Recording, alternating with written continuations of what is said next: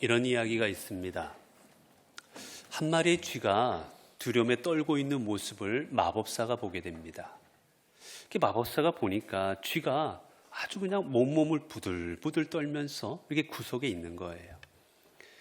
이 마법사가 측은한 마음에 쥐에게 물어봤습니다. 왜 그렇게 덜덜덜 떨고 있냐고. 그러자 쥐가 말합니다. 고양이가 날 자꾸 잡아먹으려고 그래서 고양이가 두려워서 이렇게 떨고 있노라고. 그렇게 말을 해요. 그래서 이 마법사가 측은합니다.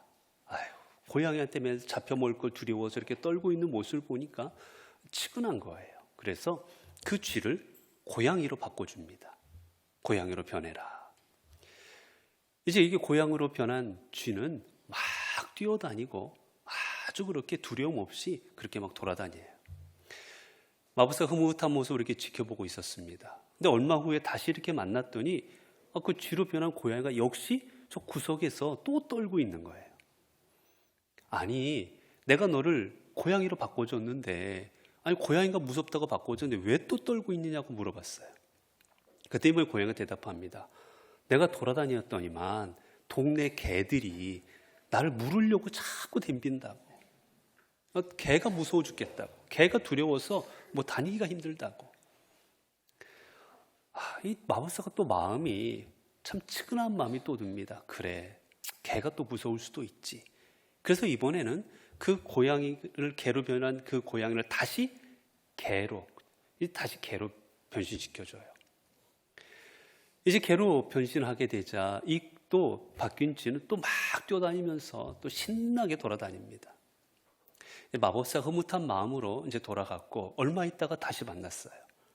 이 개가 또 떨고 있습니다. 꼬랑지를 감추고 또 떨고 있어요. 그래서 아니 이번에는 왜 또 떨고 있느냐고 물어봤더니 그럽니다. 요즘에 우리 동네에 호랑이가 자꾸 출몰해서 우리 개들을 물어간다고. 이 호랑이가 또 잡아먹을까 봐 크게 무서워 죽겠다고. 이 마법사가 참 한탄스럽습니다. 그래도 여기까지 왔는데 또 바꿔주자 그래서 알았다. 그러면 이제 호랑이까지 가면 네가 더 두려워할 게 없겠지. 그래서 호랑이로 바꿔줘요. 의기양양, 이 쥐가 의기양양해서 걸어다닙니다. 그럼 호랑이를 무서워할 게 뭐가 있겠어요? 얼마 후에 다시 만났는데 이게 웬일입니까? 호랑이가 또 덜덜덜 떨고 있어요. 너 이번엔 또 뭐냐? 라고 물어봤어요. 그랬더니 말합니다. 요즘에 호랑이 모피를 얻으려고 자꾸 사냥꾼들이 사냥을 한다고. 요즘에 이 사람이 무서워 못 살겠다고. 그 모습을 본 이 마법사가 이야기했답니다. 너 다시 쥐로 돌아가라. 너는 쥐의 심장을 가졌기 때문에 내가 아무리 바꿔줘도 넌 소용없다. 너 다시 쥐로 돌아가라. 그리고 쥐로 다시 바꿔버렸다라는 이야기예요. 여러분, 우리가 내가 쥐가 되었든 고양이가 되었든 개가 되었든 호랑이가 되었든 뭐가 되었든 사람이 돼도 마찬가지입니다. 우리는 어떤 삶이든지 간에 그 삶에서 주어지는 두려움이라는 게 있습니다. 문제는 그 두려움의 문제들을 어떻게 해결하며 살아가고 있느냐는 거예요.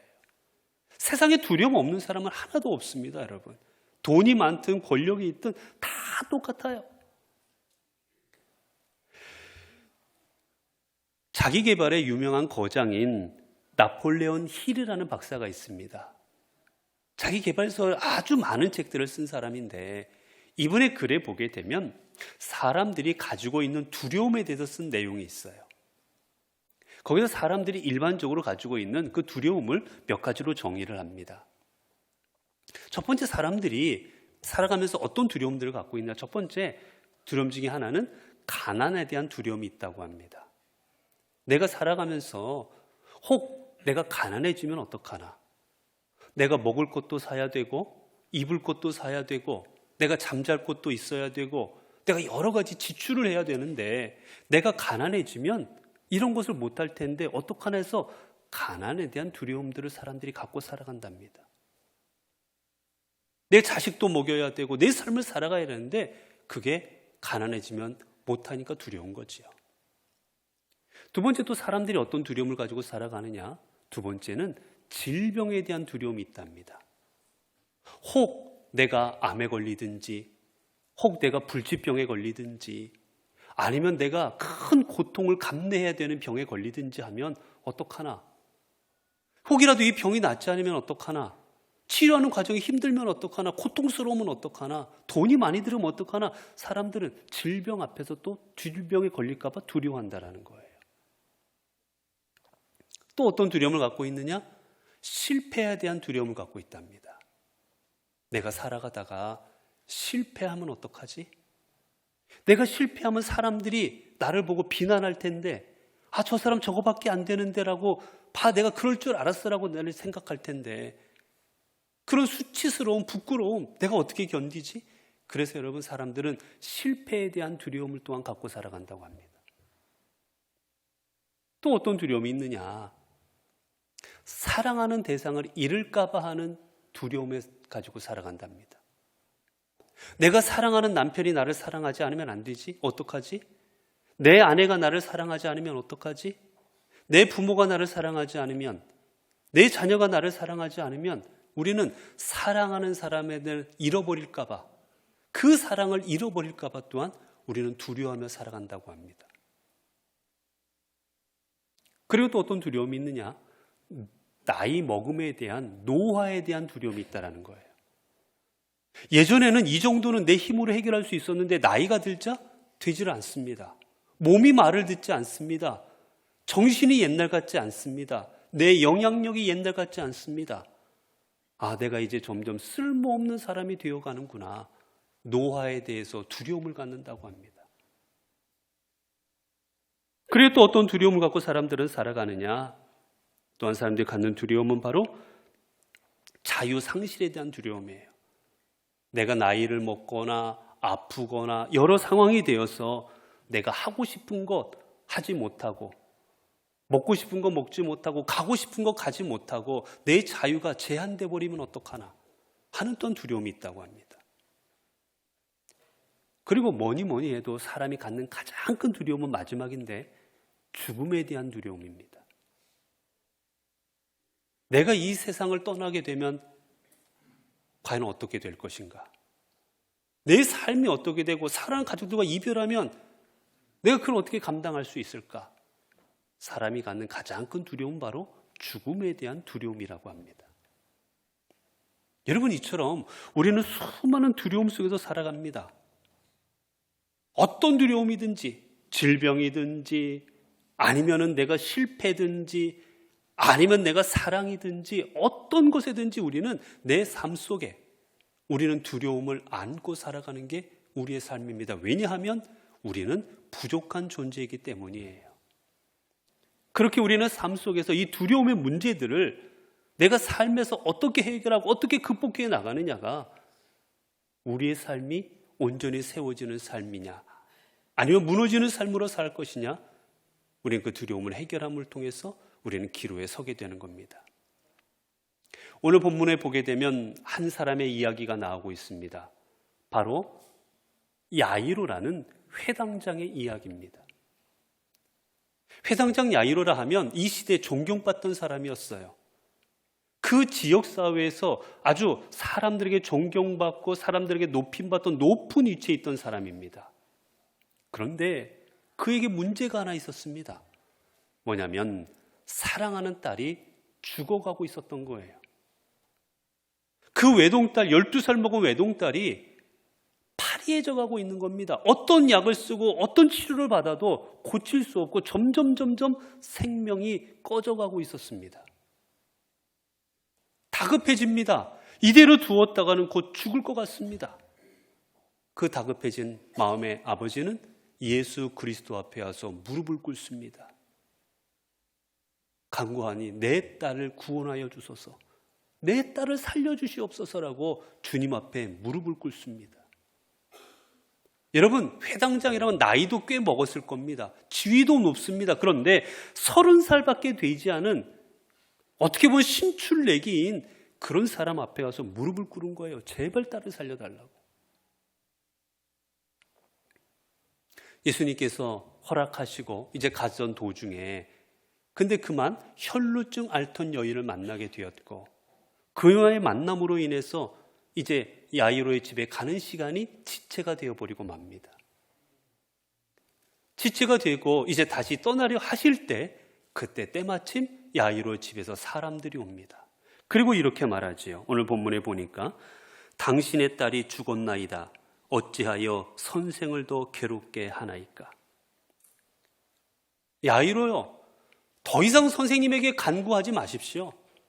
더 이상 선생님한테 집에 가서 제발 우리 딸을 낫게 해달라고 말하지 마십시오. 이제 소용없습니다. 끝났습니다. 모든 거는 이 당신의 딸이 죽기 전 얘기지 이제 다 끝나버렸습니다. 그러니 이제 그저 가서 장례를 치르십시오라고 말하고 있는 거예요. 여러분, 이 아버지가 얼마나 마음이 무너졌겠습니까? 여러분, 우리가 하다못해 내가 아끼던 물건 하나가 없어져도 마음이 아프고,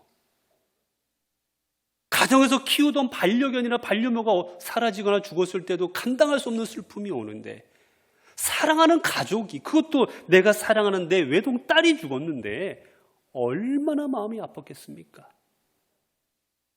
이 아픔과 고통은 그에게 두려움으로 다가옵니다. 내 딸이 없는 삶을 내가 어떻게 살아갈 수 있을까? 나를 향해 방긋 웃어주고 아버지하고 뛰어오던 저 딸을 볼 수 없는 내 삶, 내가 어떻게 감당할 수 있을까? 두려움에 휩싸입니다. 감당 없는 슬픔 가운데 주저앉아 버렸을 겁니다. 그런데 그때 주님께서 그에게 놀라운 말씀을 하십니다. 오늘 본문을 보면 예수께서 그 하는 말을 곁에서 들으시고 회당장에게 이르시되 두려워하지 말고 믿기만 하라. 주님은 그 회당장에게 말씀하십니다. 두려워하지 말아라. 아니 여러분, 어떻게 두려워하지 않을 수 있습니까? 딸이 죽었지 않습니까? 사랑하는 딸이 아픈 것도 아니고 죽었습니다. 이제 더 이상 희망을 가질 수가 없습니다. 어떻게 살아갈지 앞이 캄캄합니다. 하루하루 이제 순간순간 숨 쉬는 것도 어려워졌습니다. 그런데 어떻게 주님은 말씀하십니다. 두려워하지 말아라. 여러분, 회당장이 내가 지금부터 두려운 마음을 가져야 되겠다. 내가 이 두려운 마음 내가 꼭 품고 살아가야 되겠다. 이겨내지 말아야지. 여러분, 그래서 두려움이 밀려옵니까? 우리는 누구나 두려움을 경험하고 싶은 사람은 없습니다. 누구나 두려움을 이겨내고 싶고, 누구나 두려움을 극복하고 싶고, 두려운 상황에 처하지 않고 싶어 하지, 두려운 상황 가운데 처하고 싶어 하는 사람은 아무도 없어요. 두려움에 짓눌리고 싶은 사람도 없습니다.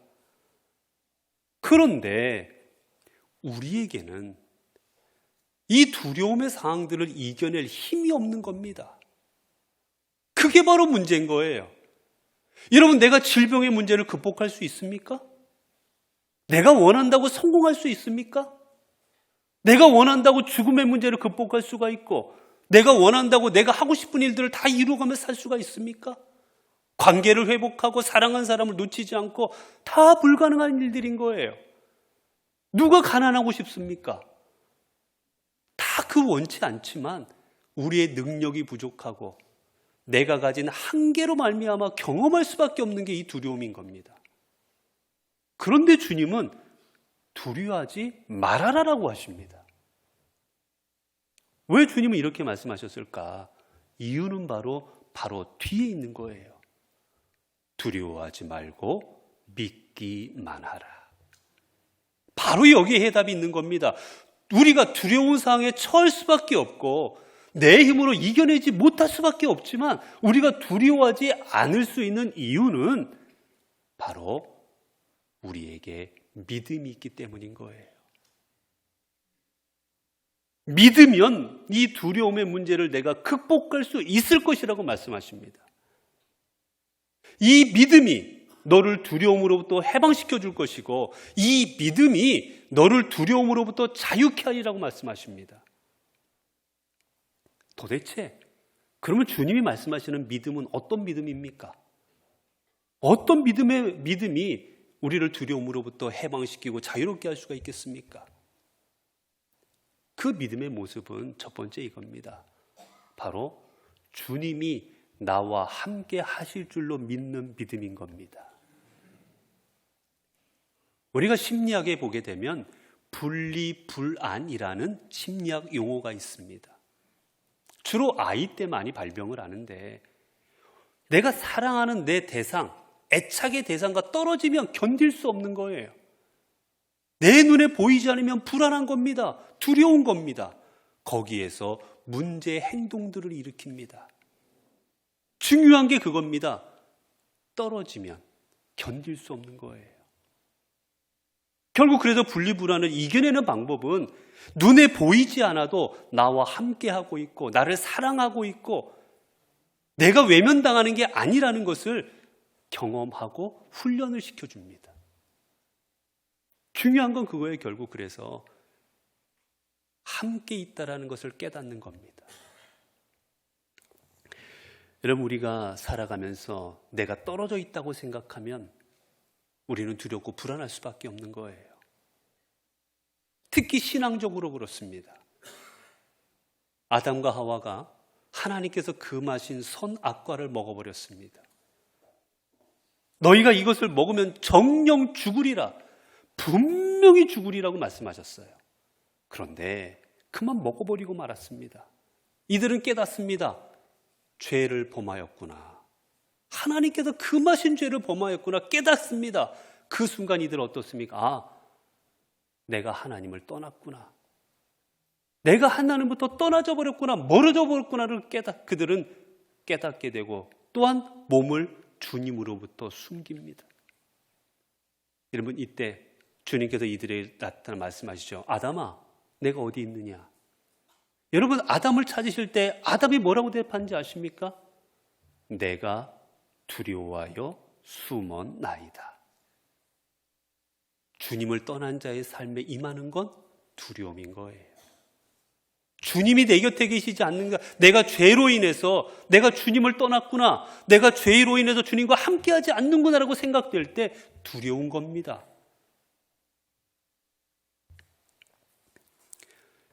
아브라함이 주님께서 허락하신 가나안 땅에 이르렀습니다.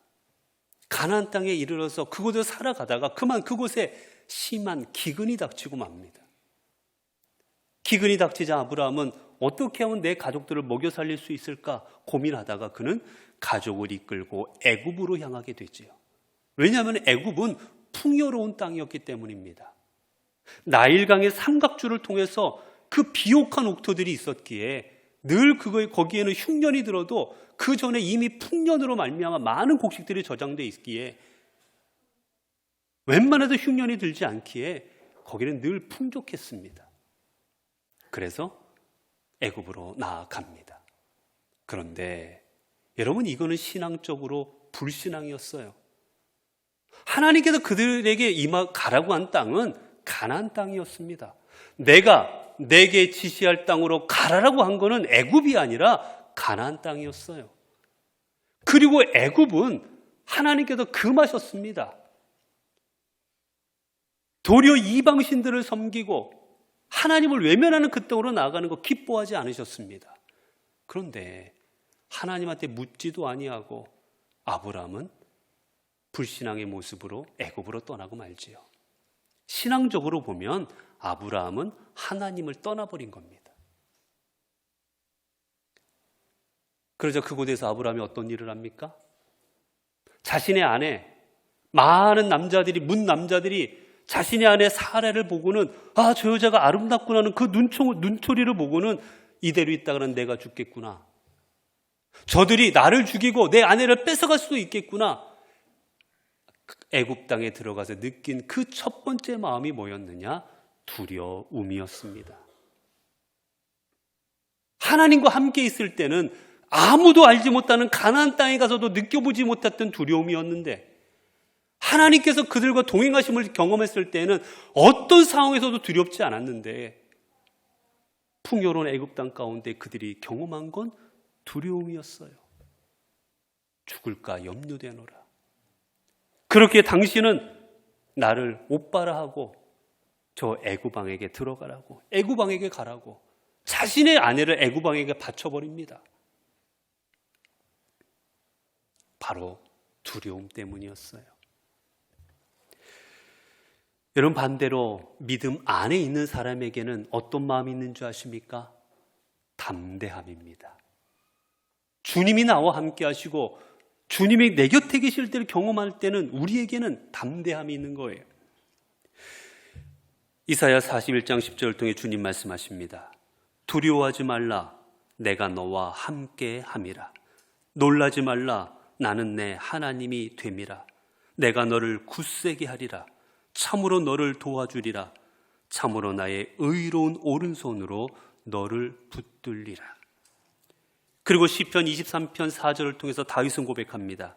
내가 사망의 음침한 골짜기로 다닐지라도 해를 두려워하지 않을 것은 주께서 나와 함께 하심이라.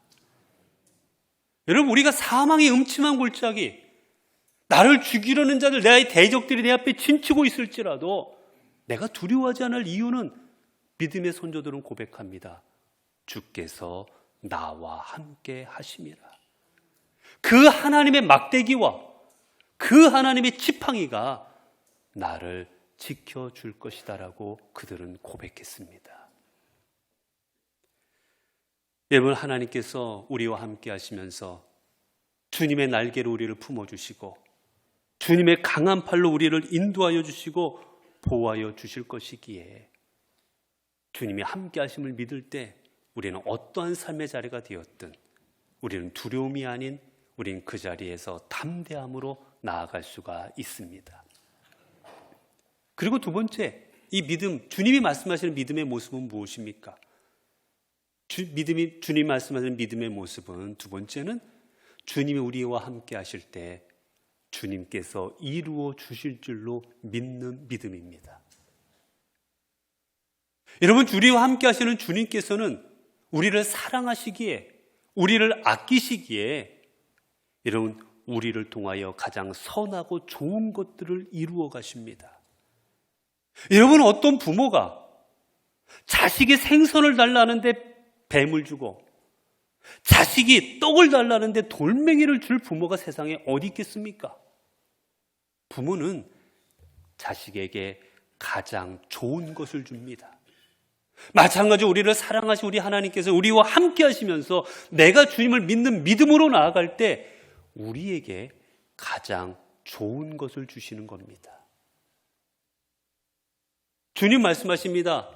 야이로야, 내 딸이 죽었지만 두려워하지 말아라. 내가 너와 함께 할 것이다. 그리고 내가 너를 통하여 하나님의 놀라운 역사를 이루어 줄 것이다. 그러니 너는 두려워하거나 염려하지 말라라고 말씀하시는 겁니다. 여러분, 이 믿음을 가졌던 다윗은 어떻게 고백했습니까? 시편 23편 1절을 통해서는 여호와는 나의 목자시니 내게 부족함이 없으리로다. 34편 10절을 통해서는 젊은 사자는 궁핍하여 줄일지라도 여호와를 찾는 자는 모든 좋은 것에 부족함이 없으리로다. 다윗은 고백합니다. 내게 주님이 나와 함께 하심으로 내게는 부족함이 없습니다. 하나님이 다 이루어 주실 것입니다. 여러분, 사도 바울, 그가 이제 사도행전의 마지막을 통해서 고백하는 모습이 무엇입니까? 3차 전도행을 끝나갈 때 성령께서 그들에게 말씀하여 주십니다. 사도 바울이 예루살렘으로 올라가게 되면 거기서 붙잡히게 될 것이고, 그리고 큰 고난을 당하게 될 것이고, 마지막에는 그가 순교당할 것까지를 다 보여주십니다. 그 예언을 받은 수많은 사람들은 사도 바울을 가로막습니다. 가지 마십시오. 가면 고난당한다는데, 가면 죽는다는데 왜 이 길을 가십니까? 다 말립니다. 그런데 여러분, 사도 바울은 그 길을 가고자 합니다. 왜 죽음이 예비되어 있다고 하는데, 가면 잡혀서 고난당한다고 하는데 그 길을 가려고 했겠습니까? 아니, 피해야 되는 거 아니겠습니까? 도망가야 되는 거 아니겠어요? 하나님 감사합니다. 내게 가르쳐 주셔서 내가 도망갈 수 있는 길 열어줘 감사합니다라고 딴 길로 가야 되는 거 아니겠습니까? 그런데 사도 바울은 그 길을 그대로 갑니다. 그때 사도 바울의 고백이 이겼지요. 보라, 이제 나는 성령에 매여 예루살렘으로 가는데 거기서 무슨 일을 당할는지 알지 못하노라. 오직 성령이 각성해서 내게 증언하여 결박과 환난이 나를 기다린다 하시나 내가 달려갈 길과 주 예수께 받은 사명 곧 하나님의 은혜의 복음을 증언한 일을 마치려 하면은 나의 생명조차 조금도 귀한 것으로 여기지 아니하노라. 사도행전 20장 22절과 24절까지의 말씀입니다. 나는 생명조차 아깝지 않고 난 이 길을 갈 것이다라고 말합니다. 왜 그렇습니까? 이 길을 하나님이 인도하여 주실 줄로 믿었기 때문에. 내가 가는 길을 통해 비록 죽을지라도 내 길을 통해 하나님께서 하나님의 뜻을 이루어 주실 줄로 믿었기에 그 길을 가는 겁니다. 여러분 그렇습니다. 내 길에 함께 하신 하나님께서 내 길을 통해 하나님의 뜻을 이루어 주실 줄로 믿을 때 우리는 거기가 사망의 음침한 골짜기이든지 그지 저 바다 끝이든지 저 하늘 높은 곳이든지 어디든지 우리는 담대히 나아갈 수가 있습니다. 사랑하는 성도 여러분, 감당할 수 없는 수많은 두려운 일들로 인하여 여러분 고통당하고 계십니까? 때로는 앞이 보이지 않는 여러 많은 일들로 인해 좌절하고 낙심하고 계십니까? 여러분 기억하시기 바랍니다. 주님께서 우리에게 말씀하셨습니다. 두려워하지 말고 믿기만 하라. 우리가 세상을 두려워하지 않고 믿음으로 나아갈 때 주님께서는 우리와 함께하여 주시고 내 삶의 자리에서 하나님의 놀라운 역사를 이루셔서 하나님의 뜻을 이루어 가실 것입니다. 기도하겠습니다. 은혜로우신 하나님, 이 미련하고 부족한 백성들 저희들에게 생명의 말씀을 주시니 감사합니다. 오늘도 우리들이 살아가는 삶 속에서 우리는 내 힘으로 감당하기 어려운 일들을 통해 때로는 좌절했고 때로는 실패했고 그래서 두려움 가운데 살아갈 때가 많았었습니다. 때로는 두려움에 저희들이 걱정도 했고 근심도 했고 불안도 했고 그래서 주님을 원망할 때도 있었습니다. 주님, 이 시간 저희들이 두려워하지 말고 믿기만 하라는 우리는 주님의 말씀 앞에 서 있고 그 말씀으로 힘을 얻습니다. 이제는 더 이상 세상의 일 앞에도 두려워하지 말고 이 땅의 창조주시오 구원자이신 우리 주님께 우리 인생을 내어 맡겨드리고 믿음으로 담대하게 살아가도록 인도하여 주옵소서. 그래야 믿음으로 나아가는 자에게 베푸시는 그 하나님의 은총과 기적의 은총을 맛보며 살아가게 하옵소서. 우리 주 예수 그리스도 이름으로 기도드리옵나이다. 아멘.